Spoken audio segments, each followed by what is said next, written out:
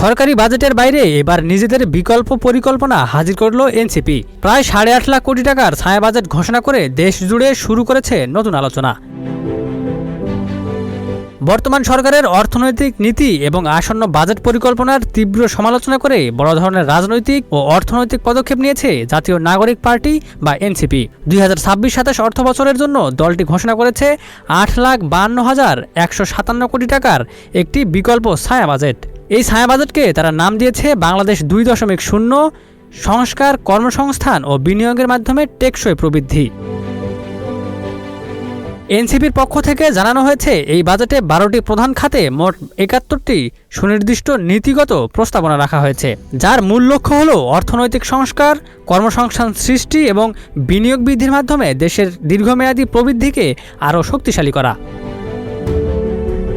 এছাড়া ব্যাংক খাতের বর্তমান পরিস্থিতি এবং গভর্নর নিয়োগ প্রক্রিয়া নিয়েও গভীর উদ্বেগ প্রকাশ করেছে দলটি।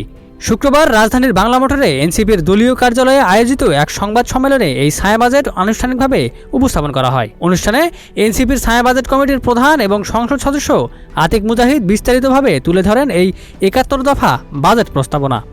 Desk report, news flash 71।